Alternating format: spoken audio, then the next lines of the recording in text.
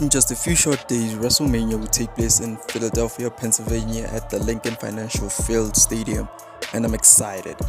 But today, since it's WrestleMania season, I thought maybe let's go back a little bit, rewind to 2015, where we look at one of the best WrestleManias of all time, being WrestleMania 31. So I decided to go back and rewatch the show to see if it still holds the standard of being one of the best WrestleManias of all time. And let me tell you right now, it's still one of the best. So we're gonna go through the matches, the moments, what made it so special, and yeah, a review of WrestleMania 31 on how great it was and how special it is due to how people were undermining it and saying it's gonna be one of the worst at that time. So welcome into the video, and this is the WrestleMania 31 review. Let's get right into the video. WrestleMania 31, a show where nobody seemed to care due to nobody being excited for the people involved, especially the main event between Brock Lesnar and Roman Reigns. Nobody gave a fuck. But when it was Saturday and it was confirmed that Brock Lesnar signed a new deal with WWE, things were starting to get a little bit better. But still, nobody was still excited. Then we get into the show, WrestleMania 31, in front of 76,765 or whatever. People were hyped because it's WrestleMania. Of course, they're gonna be hyped, but nobody was expecting a ton of hype. So the first match was the ladder match featuring Daniel Bryan, Luke Harper, Dean Ambrose, R-Truth, Stardust at the time, imagine, and Wade Barrett. It was for the Intercontinental Championship, and my God, this match was fire. I remember it like it was yesterday because I was watching it yesterday, and this match was fucking fantastic. Everywhere you saw ladders, high spots, Luke Harper throwing Ambrose off from the ring to the ladder, like that was awesome. Stardust bringing up his Stardust ladder, which was also weird, but he got beat by Wade Barrett, so that was fun. And Daniel Bryan was the man of the match. Everyone was chanting yes, yes, yes. They wanted him to win. They wanted him to recreate that WrestleMania 30 magic, the one where he won double titles, this time with the Intercontinental Championship. So it was Bryan's night when he came close to the ladder, when he grabbed the title just before Dolph Ziggler came in.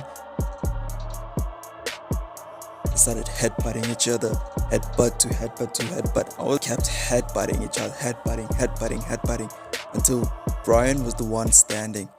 In the end, Bryan grabbed the title, everyone rejoiced, and Bryan was the new Intercontinental Champion. That match was fucking fantastic. What a great way to start WrestleMania 31. Like, that's how you start WrestleMania. You should bring ladder matches back because that match was fantastic. Up next was Randy Orton versus Seth Rollins with the JJ Security.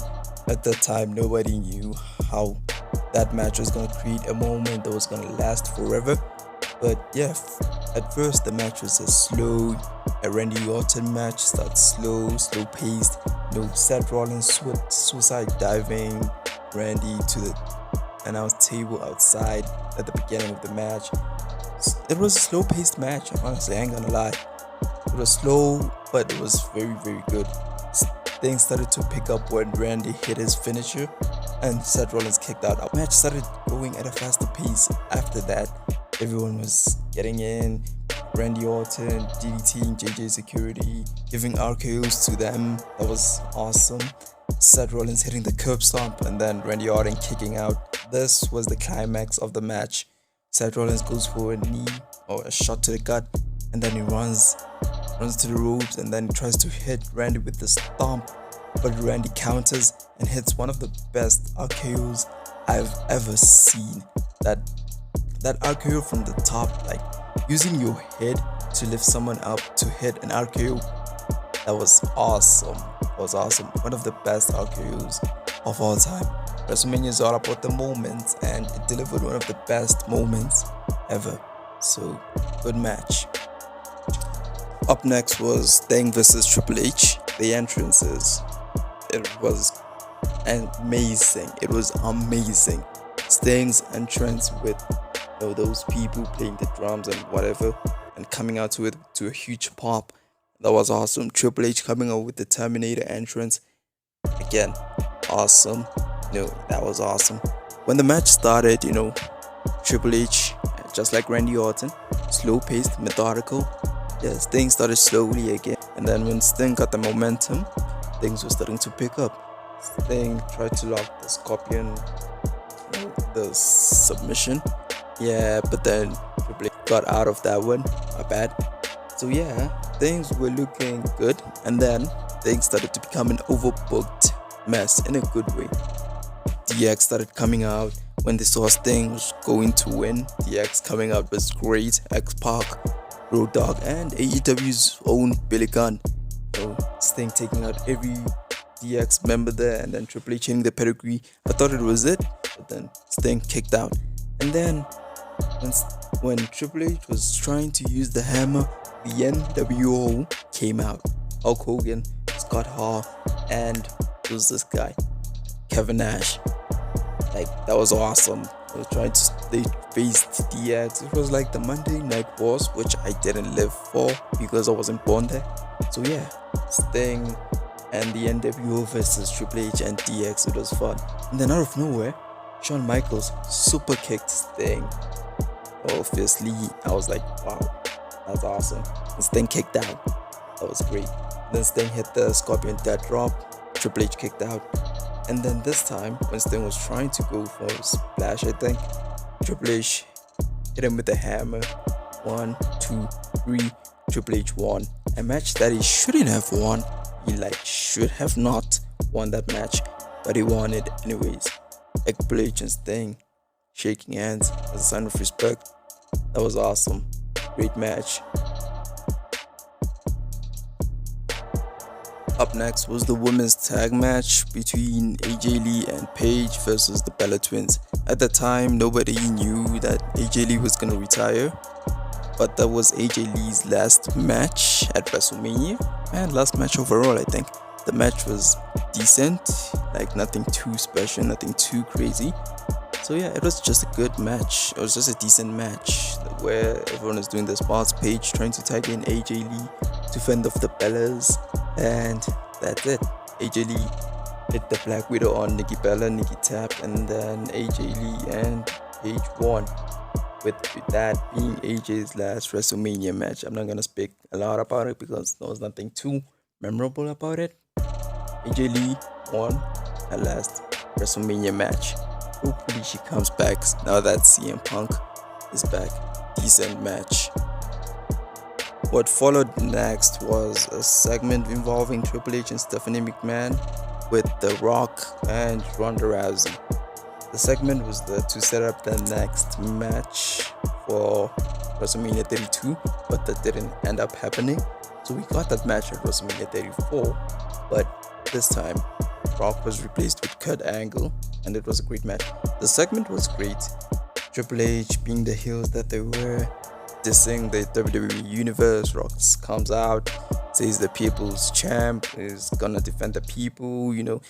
Stephanie McMahon slaps The Rock. The Rock goes and gets Ronda. Ronda at that time had that aura that she lost recently. So they destroyed Triple H and Stephanie McMahon. It was a great segment, 20 minutes long, but it was a great segment to what was going to follow next. That segment was followed by The Undertaker versus Bray Wyatt, and The Undertaker's return match after losing the streak to Answered. So the match was decent. Again, it was nothing too special. I love Bray, but his movesets weren't the best. And The Undertaker was at that age where he was old, he's old, and he can't go in the ring that much. So I think that hindered the match a little bit. It was a decent match. There were cool spots there and there, like Bray Wyatt doing his spider thing, and then Undertaker sits up and looks at him, and then Bray Wyatt hits his sister Abigail on the Undertaker. Undertaker kicks out. Undertaker hits a tombstone on Bray. Bray Wyatt kicks out, and then the final moment where Bray goes for sister Abigail, and then Undertaker turns it around and hits a tombstone once again for the win. 22-1. Decent match, but it was good for Undertaker to rebuild his confidence again, as he said in the WWE 24 special. And now it was time for the main event everyone was waiting for. World Heavyweight Championship match between Brock Lesnar and Roman Reigns. Going into this match, everyone was booing the fuck out of Roman Reigns. Ever since he won the Royal Rumble, people were booing on this man. Every day, every night he came out to the ring. Every time when he tried to do his best, people would just shit on him. And when Brock came out, everyone was excited. They wanted Brock Lesnar to kill this man. They wanted Brock Lesnar to end this man's career. This was Roman's first world title match. So yeah, the match starts. Everyone was booing the hell out of Roman. When Brock hits Roman, everyone is chanting, "Thank you, Brock," and this is awesome. And when Roman was smiling, everyone was booing as well. I was like, damn, Roman Reigns really came from a time period where everyone was just hating on this man. They started fighting. The match was fantastic. One of the best WrestleMania main events. Brock Lesnar hits 10 suplexes on Roman. Roman is bleeding. Brock slaps the hell out of Roman Reigns. And oh my god, that was hard to watch. Brock was beating the living shit out of Roman every single time. Out of 2 F5s, people booed again. When he kicked out of another third one, they booed. And when Roman was standing up to hit his Superman punches, his 3 Superman punches, everyone was booing. Even their mamas were booing. And then Roman hits a spear, another spear, Brock kicks out. Then when he tries to go for another spear, Brock Lesnar F5s Roman, and everyone is laid out. Nobody was wondering who was going to lose. Everyone was wondering who was going to lose, who was going to win. And then, out of nowhere, Seth Rollins, Mr. Money in the Bank himself, came down from the ramp into the ring, and then cashed in. Everyone announced his announcement. The match became a 3-way, and people thought maybe Seth was just there for Roman to just pin him so that Brock can be protected. But nope, we were wrong. Seth Rollins hit a stomp on Brock Lesnar. Hit a stomp on Brock one more time, and then when he tried to hit another one, Brock Lesnar picked him up for the F5, and then Roman came, hit a spear on Brock Lesnar, and then Seth Rollins took he took the perfect opportunity to hit a stomp on Roman Reigns. 1, 2, 3, with the words saying thank you to Roman, who was the new WWE World Heavyweight Champion. A banger of a main event. I think that was genuinely one of the best main events in like recent memory, up until WrestleMania 39. But man, that match was awesome. The cash-in was one of the best moments ever. WrestleMania closed with a bang, with Seth Rollins going up the top, going on to the WrestleMania stage, lifting that World Heavyweight Championship with pyro going off in what is considered the heist of the century. Nobody can ever recapture that, because that moment will live on in the history of WrestleMania. Nobody is gonna top that moment. I don't think nobody's going to. Maybe Damian Priest this year might try and cash in, but I don't see that happening. This was WrestleMania 31, and oh my god, it was WrestleMania at its finest. WrestleMania filled with moments, good matches, and WrestleMania is all about moments, but these moments were ones to remember, ones that made wrestling so great. And I think WrestleMania 31 really deserves to be one of the best. It deserves to be a top 5 WrestleMania of all time. So I hope y'all enjoyed this video. Make sure you leave a like, subscribe, and yeah, thank you so much for watching. If you haven't watched WrestleMania 31, you should. And as always, remember to follow the buzzards. See you all next time. Peace.